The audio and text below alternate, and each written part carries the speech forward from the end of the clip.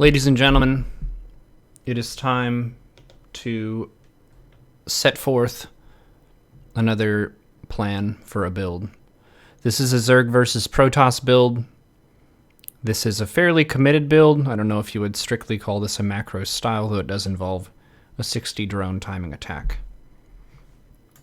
Basically, this involves 4 queens and an overlord, 2 Hydra dens, double upgrades, overlord speed, and a lot of aggression on the Protoss side of things. So let's take a look at this style.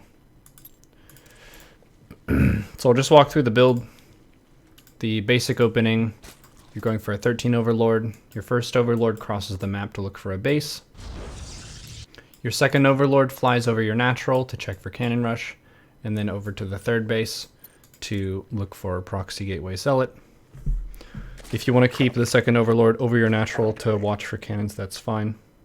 17 hatch, 18 gas, 17 pool. Very standard stuff. Nothing out of the ordinary really happens until the point when the lair is done. So I'm making extra drones here. Both of those eggs are rallied into the gas. I pull one worker into the gas and then make one more drone for the main base mineral. And then I make a 20 drone for the natural, and then a 20 overlord. So basically as standard as it gets. When the overlord is done and the natural is finished, I'll make 2 queens, 4 lings. The 4 lings are basically to be able to push the probe off a third base location and defend against the first adept. Once you get 100 gas, pull 2 workers off gas and take ling speed. And you want to be droning as fast as you can through this process. As fast as you can up to 30. At around 30, you'll be taking this third base. 30 supply, third base. 4 queens. Drone. Takes the third. And there should be another overlord here soon. Drones. My overlord is going in the main to see what the tech is going to be. And I'm making an overlord. Scout. See, it's a Stargate. This style is going to be the best against Stargate because Hydras are good against Stargate units. If you're against something like an Immortal Sentry all-in, this might still work. It kind of depends on what league you're in. Making a third queen. I want to get a creep tumor to connect the natural in the third base, and then making a 4th queen here at the natural. If you're against Oracle first, you can actually see it in the Stargate what unit is being made.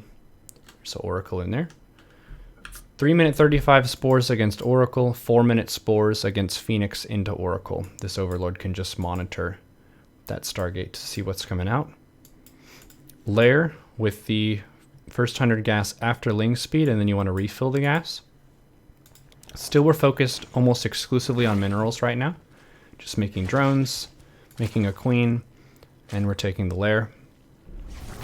You want to pull drones away from the Oracle if you can. Units in motion tend to take less damage than stationary units. Making a spore here. This is just in case a Phoenix comes over and picks up 1 queen and then starts zapping workers. It's a little bit more of a robust defense. I have my lings outside the wall trying to delay a probe that would go for a third base and also scout what's happening here. So when my lair is done, I went ahead and took a double Hydra den. This was kind of a reaction to seeing the second Oracle coming out. It's not a perfect build, it does have its downsides. If you were against Mass Adept with Glaive, it might be kind of bad, but I know there's been a lot of gas in Oracle, so I feel pretty safe to do this. Making another queen. And now I'm just making Hydra lings, and this is specifically at around 60 workers. So I have to just assess the economy size. Main base, both gases. Natural saturated with both gases, and third base saturated with minerals, but no gases. This is on purpose, just because I want to turn on the aggression and basically contest the Protoss player probing their third base with my 3 base mineral and 4 gas. So I have the same number of gases as Protoss, but I have more mineral income, and I'm trying to leverage that aggressively with 4 queens and an overlord and a bunch of Ling Hydra. Notice I have no Evo chamber, that's on purpose. I don't really have the gas for it, I'm already pretty low on gas right now. You do want to make a lot of overlords during this time. You can usually afford the 4th base, and I did take a 5th gas here.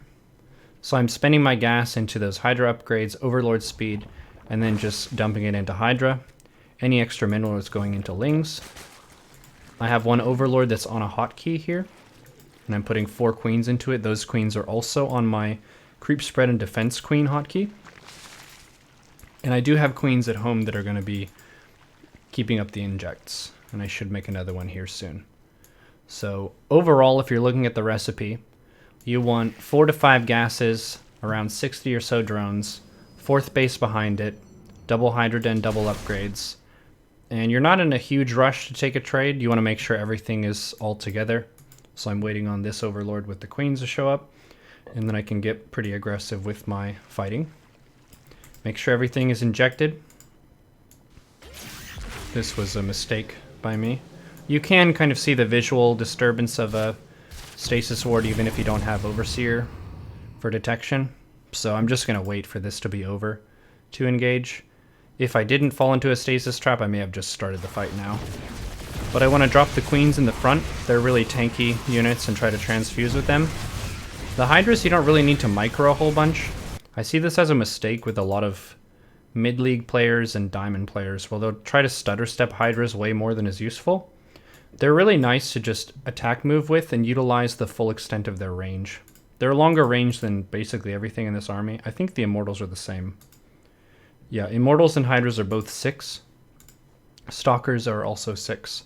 But they can shoot the Adepts from longer range. Adepts are only 4, and Zealots are obviously melee. So all I did was attack move with the Ling Hydra, and then I'm focusing my micro on the Queens and Overlord and stuff. And the most important thing during this is to keep producing. The main strength of Zerg, of the 3 races in StarCraft, Terran, Protoss, and Zerg, is production. It's not the quality of our units. Our units are really fast, they're cheap, and we can build them quickly. But they're kind of crap compared to Protoss stuff. So you should be definitely building stuff during this. Just gas into Hydras, minerals into Lings. The opponent ends up dying here. But if the opponent didn't die, the thing you want to transition into is usually going to be splash damage. That could be either Lurkers or a Bane Nest, and then get an Evo so you can move up in your upgrades. Kind of comes down to personal preference. Lurker is the more sturdy one where it's harder for the Protoss to attack into you directly. Baneling is the one that can deal faster damage to the opponent. Yep, we're basically just attacking in here and winning with this. A little timing.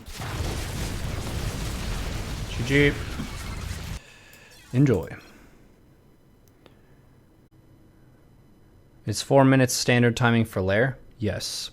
Maybe even a little bit earlier than 4 minutes. You could take it at 3 minute 45. That'd be pretty standard.